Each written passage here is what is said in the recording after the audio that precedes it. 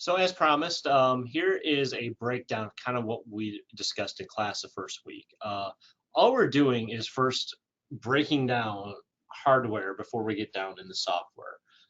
Because if we can't identify what is the hardware and how things work, we're never going to be able to program. So I'm going to kind of go into also introduction of I/O, but this is just the breakdown of everything. Okay, if you have I'll try to explain it as we go forward, but there's no substitute for getting in class. So here is our trainer, and one of the things I'm having you do is identify all the components on that trainer. Mostly this stuff right here. Right here, this is the power supply.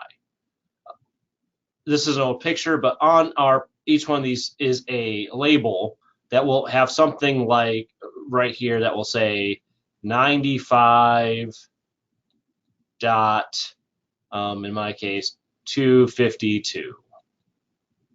This here is the last 2 digits of the IP address. I'll explain that when we bring up RSLinx, but basically this is the phone number to this.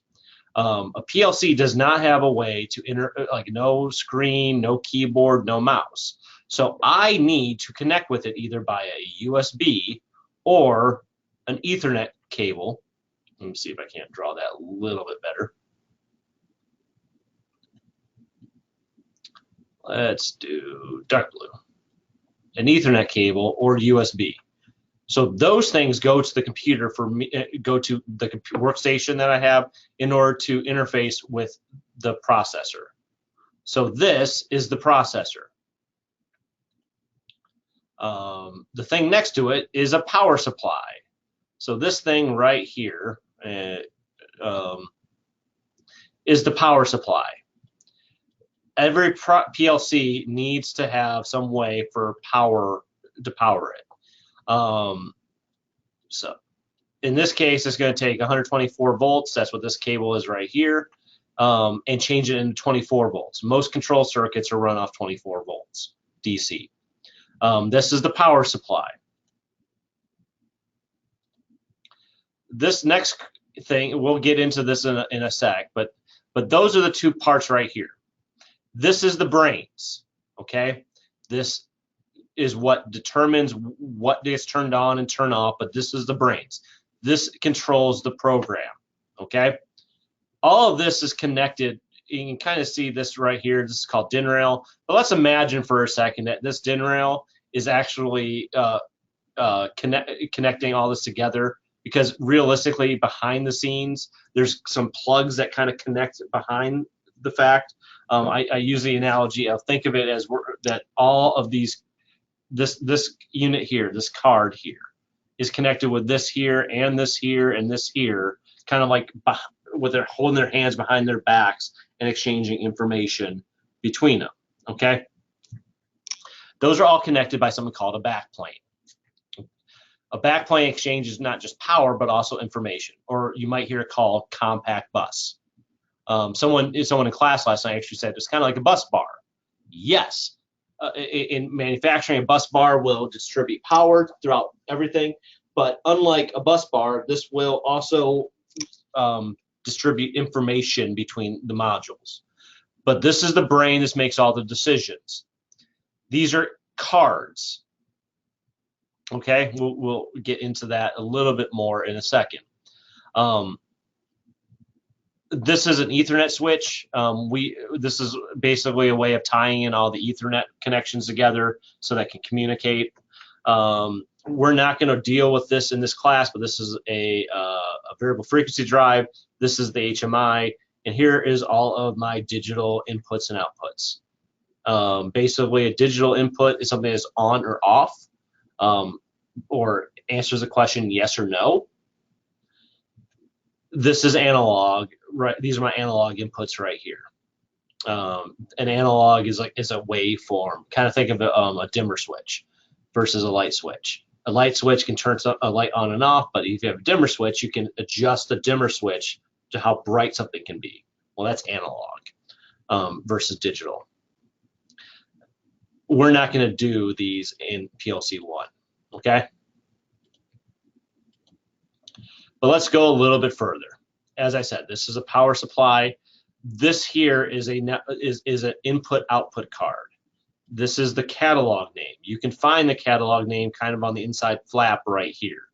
That's important because if now I've mentioned, so this is an older thing, but our default firmware for all of ours are now 30. Rev 30, okay? We'll get to that a little bit more. But this is an input card. This is an analog card. How you can identify that, I'll point that out through RSLinx in a second, but this here is the inputs and outputs. So if this is the brain, you have a spinal cord kind of going back here. Think of these as the nerves that are branching off that's telling the brain what to do. So like I have nerves that go to my fingers, eyes, ears, mouth, that will tell me to speak.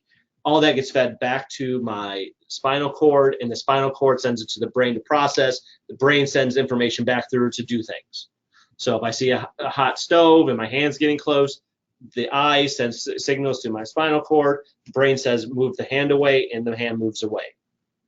A PLC process is very similar, where the inputs are going to take in data, and the outputs are what's turned on and off to make things happen. So examples of inputs are switches, sensors, photo eyes, push buttons. Examples of outputs: lights, relays, solenoids, horns, motors, motor contactors. Those are outputs.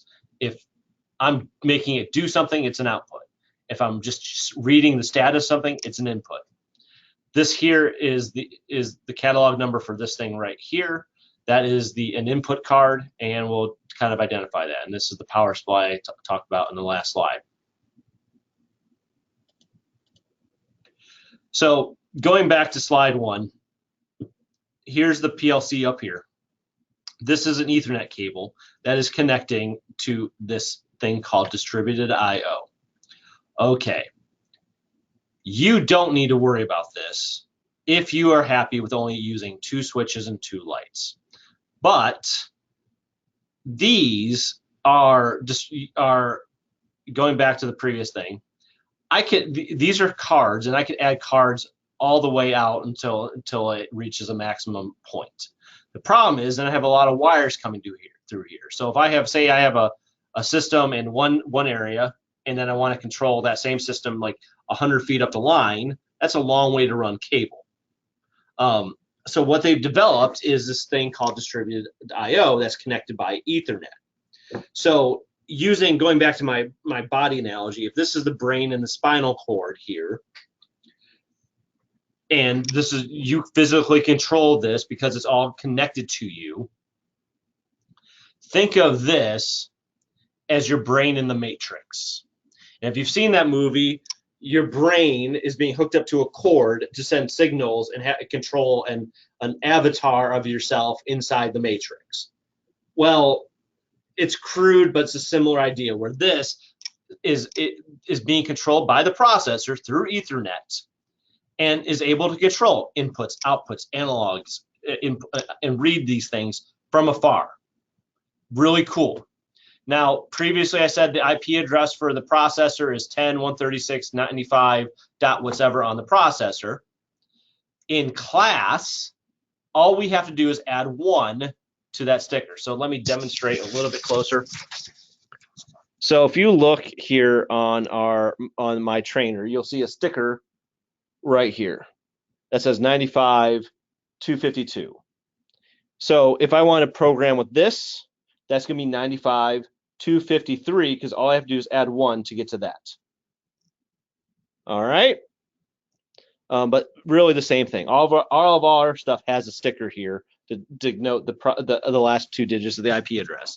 Think of the IP address as just a phone number. A phone number that I can call up something with. That's all it is. It's a fancy phone number, but a phone number for computer systems. And every device has to have its own IP address, or it gets confused. So for me to communicate with this, that's 10.136.95.253, And here's the breakdown. This thing right here is a network card. So that's what sends all the information. It kind of is the referee or the operator that sends the information here, make sure it gets distributed properly. You can see in slot 1, and by the way, all of these are identified by slots. The processor or the Ethernet adapter, that's always going to be 0. And then we will number off sequentially in order from looking at it from left to right. So this is 1, 2, 3, 4, 5, and 6. Okay. And if you look closely right here, this is the catalog name for each of these cards. I've kind of blown it up, and you can see that here. Slot 1 is this, slot 2 is this, slot 3 is this, slot 4 is this, slot 5 is this, and then slot 6 is just an empty. So we could actually add something if we would like. Kind of cool. Let's talk about, but that's the hardware, and I'll talk about RSLinx in a second. Now, breaking it down a little bit, all of those have inputs and outputs attached to them. And here are the input, and we have a total of 4 inputs pre-wired and a total of 8 outputs pre-wired. And basically it works like this. And I hope you will see, take a look what you see right here. Does that look familiar in any way? Take a look right here. Does that look familiar in any way? Let me jog your memory. Let me go back to this slide. Isn't that what I have right there? And isn't that the name of this? Proper panel diagramming will always reference what card things are dived into. And so these here deal with the input-output card that's on the back plane. Important, because when we're starting to work with processing, the first question I ask is, how is the information getting to the processor? And you can see I have a total of 2 inputs wired up and 4 outputs. And you can see 2 inputs and 4 outputs are wired to here on the back plane. 2 inputs and 4 outputs are wired to an input and an output card in the point I/O. And these are just extra. Why? I don't know. They're just extra. Okay, but notice this. And notice that we have a DO, which means output, and sometimes we have a DI, which means digital input. So digital input 0, digital output 0, digital input 0, digital output 1, digital output 2, digital input 1. So these serve as both, and I'll explain that a little bit more in a second. And if I look closely, by the way, look, here's Mr. Card catalog information right there. You can see it right there. But take a look at what we have. If I press this button, it's going to send an electrical signal to this screw terminal that corresponds to, so if I push this button, it sends an electrical signal by the wire to this terminal, which happens to correspond with input 0, and you can see that right there. And then that turns on the corresponding 0 light right here, which will then turn on a bit inside the controller, but more on that shortly. This is a normally open push button, and this is a selector switch or selector switch. But if I flip this over here, it sends a signal to input 0 terminal right here, and then turns that light on. So that's how this works and how this kind of is wired up.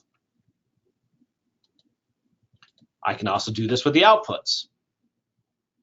So if this light 0 turns on, which is the light green, it will send an electrical signal out of this screw terminal to then turn on this light right here. If number 1 is turned on, and that is the, if 1 is turned on, that's the dark green, go out of this screw terminal, it will turn on this light here, which is inside the push button. Now if the 2 turns on, goes to this screw terminal and turns this light on. And if 3 is on, it goes out of this screw terminal and then turns that out. And you can see it all matches right here. okay?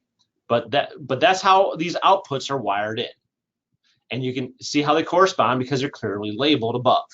And you can see the card name matches the card name. So when in doubt, look at that. Let's take a look at the other switches. So in this case, if I push this button, it will turn on this light here. It sends a signal basically to this wire right here and then turns this light on, okay? If I flip this switch, it goes through this wire here and turns this light on. But again, a normally open push button and a selector switch. And you can see how it's labeled on the operator panel. And last but not least, let's take a look at our digital outputs. When this light is on, it turns on this yellow light. When the 1 turns on, it turns on this green light. When this 2 is on, it turns on this. And when the 3 is on, it turns on this. Basically through these wires. So this is the 0, this is the 1, this is the 2, and this is the 3. All right. There is a 24-volt power supply, and these are your 2 analogs. But notice right here, where does it go? Output 1, analog input 1 on this card. We're not dealing with that in this class. That's PLC 2. So that's the hardware. And that's, if you want to deal with that, add 2 and add 3 to that to deal with the panel view. All right, that's the hardware. Pretty straightforward. But I'm going to keep this open, and I want to then bring up RSLinx. So let me escape out of this and slideshow, and let me show you RSLinx. RSLinx is the communication communication software that we can utilize to see what's there. So we've used our eyes to read stuff, but maybe that's not telling us everything. Like for instance, the firmware. Firmware is what runs on the device that kind of makes sense of stuff. Everything has firmware. And maybe you realize that when you update your cell phone, you know, there's an operator, there's a system on that operates. So keep that in mind. But you can see here that this is I'm at my, by the way, I am at my office computer, basically in the front part of the building. These are all of our PLC stations, in my lab. They're all connected to our network. I could go on to any one of them. In my office, though, these are the PLCs in my office that I use for beta testing and training on and recording these videos. These are in my office right here. And if I want to see them, I want to highlight this Ethernet IP-1. This connection will basically bring in anything that's out there. And you can see everything. So let me scroll down and find the one that's in my office. That's right here. If there's a plus sign, that means I can drill down. But if I right click on that processor, it's going to give me these options. Okay, I can configure the driver, but you're going to look at device properties. And if you see here, you'll see the catalog name that matches what we have going on here. But more importantly, we see a revision. Now we can see there's a major fault here, which I'll have to deal with when we get offline. But that's huge. Revision, device name. That's the 2 of the most important things. If I right click on the processor again, I can go to module configuration, and all this is right here. But I can also assign the IP address. Now in this class, there's a network mask, which is always this. We'll talk about this, but I can always, this is all set up this way. Okay, and see other things that I need to know. Cool, huh? But when for class, all I want to do is go online and find the revisions.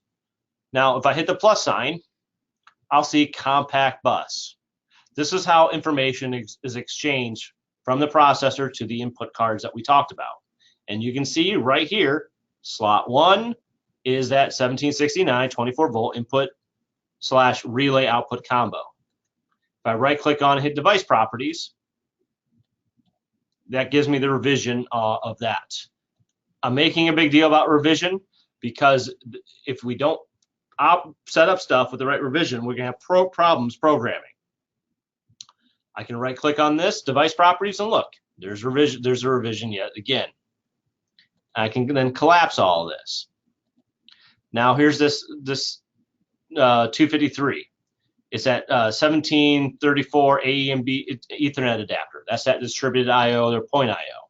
If I right click on here, module configuration, here's the revision type. And the other thing you'll need to note of is what is the chassis size. In this case, it's 6. You can change that, but we won't want to. And I can also change the IP addresses. I can also open this. Oh, well. And it's giving me the backplane point I/O and device net, both ways of communicating. But all of them show up here and show up here, and they're slotted. But look familiar? 1734 IB8. I can go in device properties, and then I can get this information. I can also get the revision. Again, this RSLinx shows me what's out there and allows me then to figure out what the firmware revision is and do some setup, some basic diagnostic stuff. It's how Alan Bradley uses to communicate things to the processor and make sure things are there. All right. So this kind of walks through basically the first 2 weeks. Week 2, we're going to talk more about the I/O, so more about this stuff here. So if you've actually watched this video before class, you're going to have a head start. We're going to talk about wiring, but we'll get into that pretty deep. Okay. Let me know if you have any questions, and that will end this recording.